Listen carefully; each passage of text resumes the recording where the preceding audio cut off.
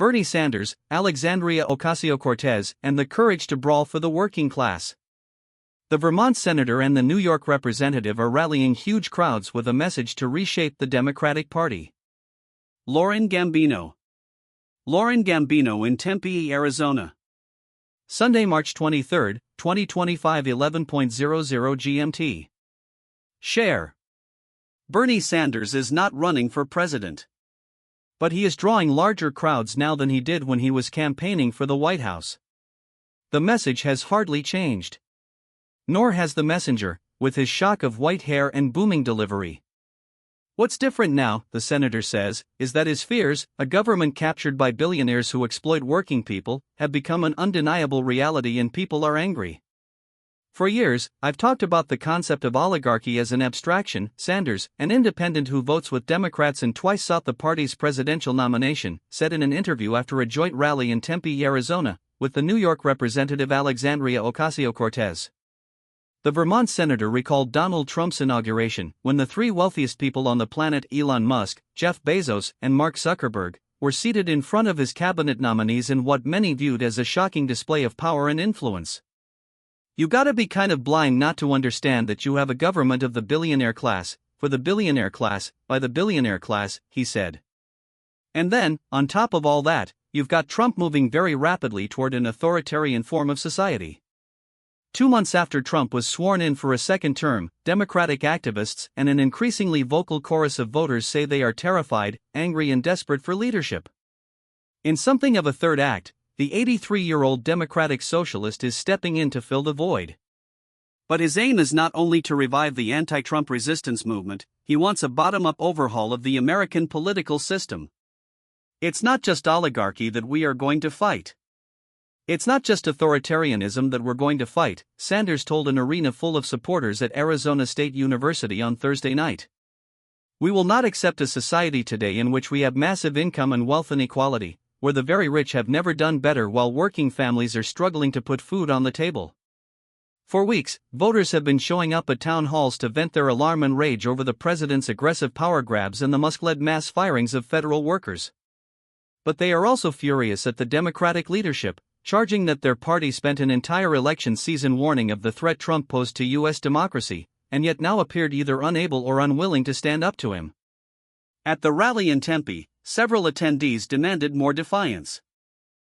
Them just holding paddle boards up and staying quiet or wearing pink blazers is not enough, said Alexandra Rodriguez, 20, of Mesa, referring to the Democrats' acts of protest during Trump's address to Congress earlier this month. I think they do need to be willing to go to extremes.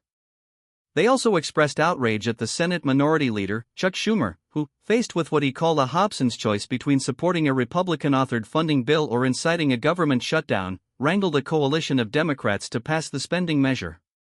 The decision has unleashed a torrent of anger from his party's base, forcing him to postpone a book tour as he defends himself against calls to step down as leader. On Sanders and Ocasio-Cortez's Western tour, the New York representative was interrupted by intermittent calls to primary Chuck. This isn't just about Republicans, either.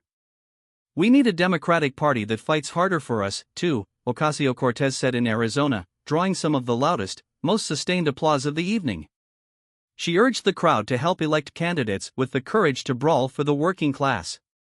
Democrats absolutely need to get stronger, Audrey Castro, 52, said as she waited with her mother and aunt to enter the venue on Thursday night. I want my democracy back. In recent weeks, Democrats have sought to capitalize on the bubbling backlash to the disorienting opening months of Trump's second term. Following Sanders' lead, many Democrats are hosting town halls in Republican-held districts to draw attention to Musk's slash-and-burn cost-cutting project and Republican proposals that would almost certainly result in cuts to social safety net programs. Robbie Lambert, 70, a retired special education teacher, said keeping up with the turmoil in Washington was beginning to feel like a full-time job. Just that afternoon, Trump had signed an executive order aimed at dismantling the Department of Education. You feel helpless. It's like, what can we do, said Lambert, who was on vacation in Arizona and decided she had to attend the Tempe rally. Coming together, talking with people here, makes you feel like you're doing something. The Arizona representative Yasemin Ansari, who attended Thursday's rally, said she had been hearing similar calls for action from constituents across her district this week, including at an event with LGBTQ+ business leaders and an at-capacity town hall, where several people shared that it was the first political event they had ever attended. "People are really fed up," Ansari said in an interview. For now, at least, Sanders and Ocasio Cortez are the most prominent Democrats offering both a strategy to confront Trump and an alternative vision for the party.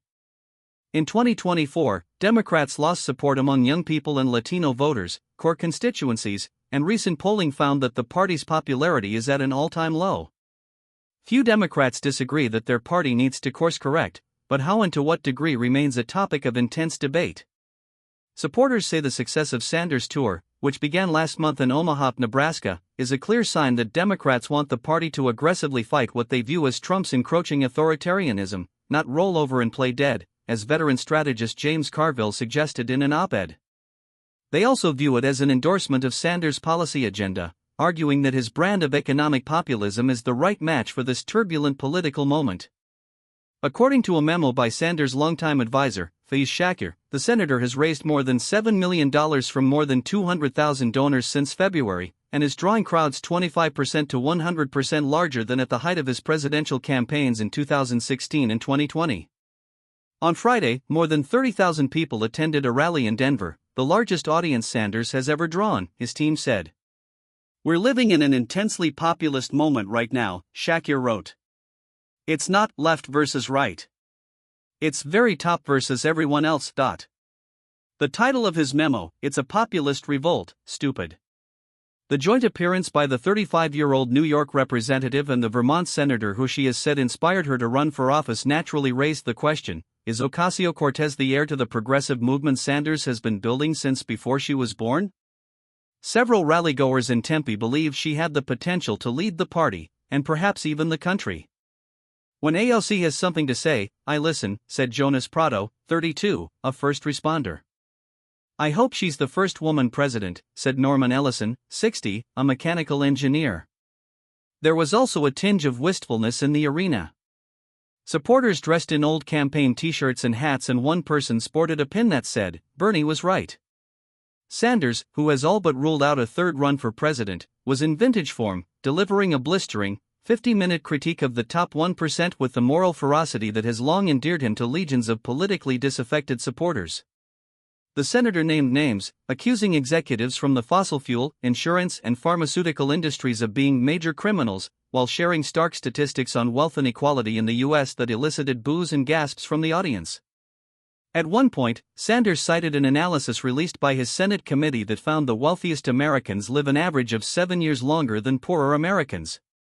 In other words, being working class in America is a death sentence, he bellowed. Ocasio-Cortez's opening remarks were no less visceral. She charged that Trump and Musk, his billionaire lieutenant, were taking a wrecking ball to our country and screwing over working people. "We're gonna throw these bums out," she declared.